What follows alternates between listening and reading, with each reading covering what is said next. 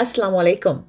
The topic that we are going to talk on today is how to be good mother-in-laws. Mention the word mother-in-law, whom we Desis call Saas, and expect to hear groans, laughter, or bad mother-in-law stories. Unfortunately, many mother-in-laws have earned the reputation.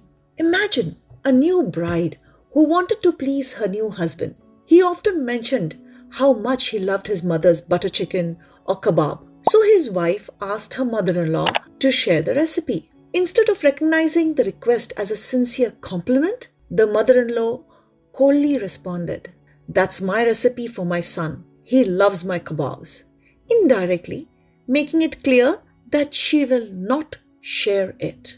The scenario set the stage for an each in their own corner relationship for the future.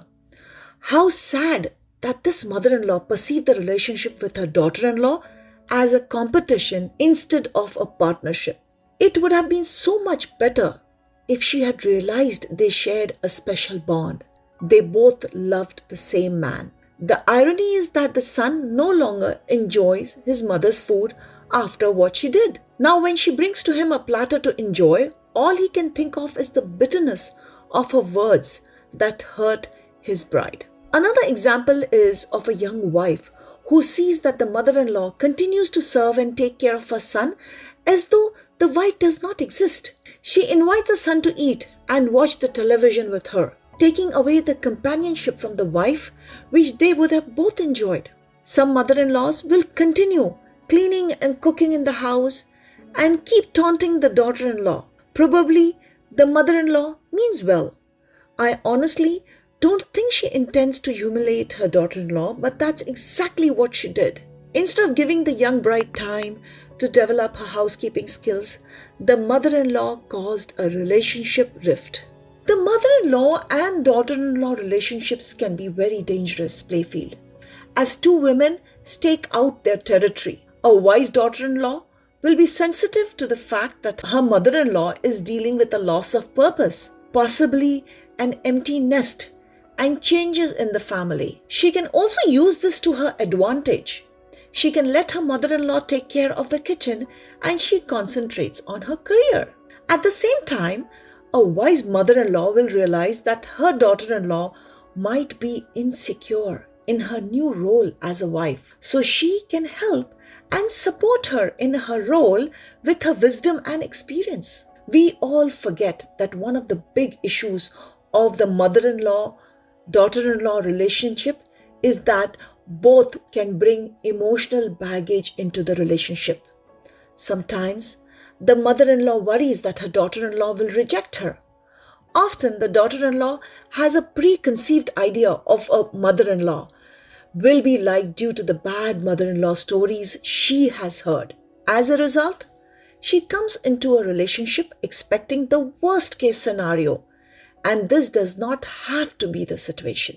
Before becoming a mother-in-law, always talk to some of your friends. Of course, your friends who have had a good, loving relationships with their daughter-in-law. I would like to share my example. I have an excellent relationship with my mother-in-law. My mother-in-law always guided me in my household chores, helped me with my children, and in fact, I would say that she played a major role in my success today. I would like to put forward a few tips and advices that I gathered from various sources which will be very useful for the future mother-in-laws and of course the existing mother-in-laws if they would like to take my advice.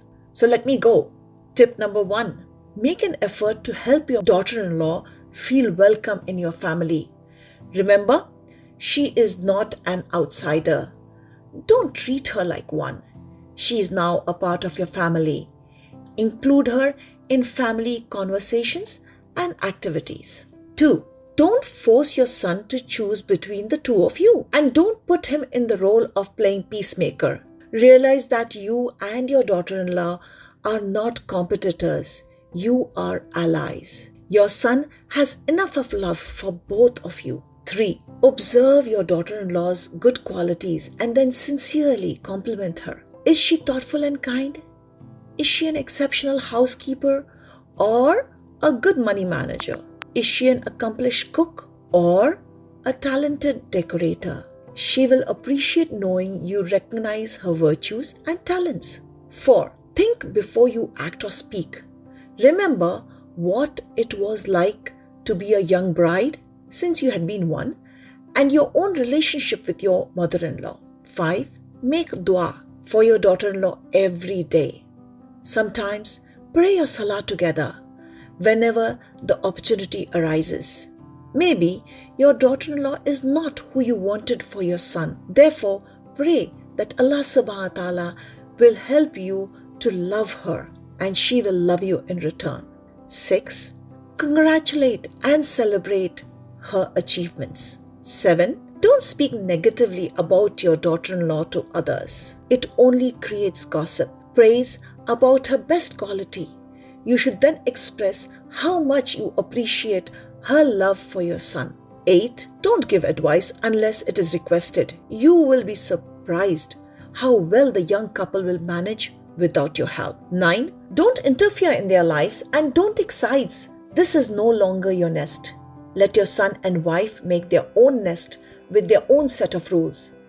Be available, but don't involve voluntarily. Give them space to live their own lives and build their own traditions. 10. Take your daughter-in-law to lunch or go shopping together. Spend an evening experimenting with new recipes. Find a mutual hobby or volunteer together. Make an effort to bond with your daughter-in-law that Allah has placed in your life.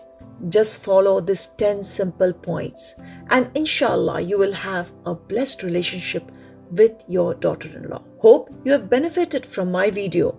Do not forget to subscribe to my channel and press the bell icon so you are notified of my next video. Have a blessed day.